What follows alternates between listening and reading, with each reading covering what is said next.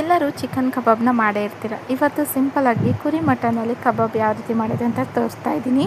ಮೊದಲಿಗೆ ಇದಕ್ಕೆ ಮಟನ್ ಮಸಾಲ, ಕಬಾಬ್ ಮಸಾಲ, ಹಾಗೆ ಸ್ವಲ್ಪ ಅಚ್ಕಾರದ ಪುಡಿ, ರುಚಿಗೆ ತಕ್ಕಷ್ಟು ಉಪ್ಪು, ಒಂದೇ 1 ಟೇಬಲ್ ಸ್ಪೂನಷ್ಟು ಧನಿಯಾ ಪೌಡ್ರು, ಬ್ಲ್ಯಾಕ್ ಪೆಪ್ಪರ್ ಇದ್ದರೆ ಹಾಕ್ಕೊಳ್ಳಿ, ಇಲ್ಲಾಂದರೆ ಸ್ಕಿಪ್ ಮಾಡಿ.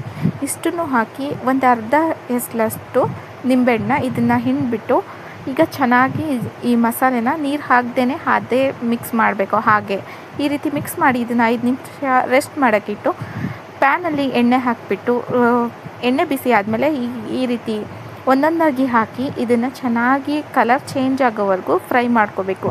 ಚೆನ್ನಾಗಿ ಫ್ರೈ ಆಗಬೇಕು, ಕಲರೆಲ್ಲ ಚೇಂಜ್ ಆಗಬೇಕು.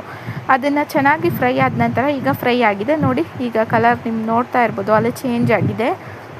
ಮಸಾಲೆ ನಿಮಗೆ ಎಷ್ಟು ಬೇಕೋ ಅಷ್ಟು ಹಾಕೊಳ್ಳಿ. ಕಬಾಬನ್ನ ಮಾಡಿ ತಿಂದಿರ್ತೀರಲ್ವ, ಒಂದು ಸತಿ ಕುರಿ ಮಟನ್ ಕಬಾಬ್ನ ಒಂದು ಸತಿ ಮಾಡಿ ನೋಡಿ, ತುಂಬಾ ಟೇಸ್ಟಿಯಾಗಿರುತ್ತೆ. ಹಾಗೆ ಇನ್ನೂವರೆಗೂ ಯಾರೆಲ್ಲ ನನ್ನ ಚಾನಲ್ನ ಸಬ್ಸ್ಕ್ರೈಬ್ ಮಾಡ್ದೇ ವಿಡಿಯೋ ನೋಡ್ತಾ ಇದ್ದೀರಾ, ಪ್ಲೀಸ್ ಹೋಗಿ ಚಾನಲ್ನ ಸಬ್ಸ್ಕ್ರೈಬ್ ಮಾಡ್ಕೊಳ್ಳಿ. ನೋಡಿದ್ರಲ್ವ ಎಷ್ಟು ಈಸಿಯಾಗಿ ನಮ್ಮ ಕಬಾಬ್ ರೆಸಿಪಿ ರೆಡಿ ಆಗೋಯಿತು. ನೀವು ಇನ್ನೂವರೆಗೂ ನನ್ನ ಚಾನಲ್ನ ವಿಸಿಟ್ ಮಾಡಿಲ್ಲ ಅಂದರೆ ಒಂದು ಸತಿ ಹೋಗಿ ವಿಸಿಟ್ ಮಾಡಿ. ಅಲ್ಲಿ ಇದೇ ರೀತಿಯಾದ ಈಸಿ ರೆಸಿಪೀಸ್ ತುಂಬ ಇವೆ. ಅದರಲ್ಲಿ ನಿಮ್ಗೆ ಯಾವ ರೆಸಿಪಿ ಇಷ್ಟ ಆಗುತ್ತೋ ನನ್ನ ಕಮೆಂಟ್ಸ್ ಮೂಲಕ ತಿಳಿಸಿ, ಆಯಿತಾ.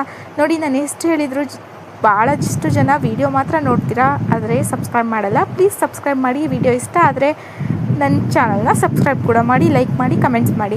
ನೋಡಿದ್ರಲ್ವ ಎಷ್ಟು ಸಿಂಪಲ್ಲಾಗಿ ನಮ್ಮ ಕಬಾಬ್ ರೆಡಿ ಆಗೋಯಿತು. ಇದಕ್ಕೆ ಮೇಲ್ಗಡೆಯಿಂದ ಸ್ವಲ್ಪ ನೀವು ಇದ್ದರೆ ಕರಿಬೇವನ್ನ ಕರೆದ್ಬಿಟ್ಟು ಅದರಲ್ಲಿ ಹಾಕಿ ತಿಂತಾ ಇದ್ದರೆ ಟೇಸ್ಟು ಸಖತ್ತಾಗಿರುತ್ತೆ.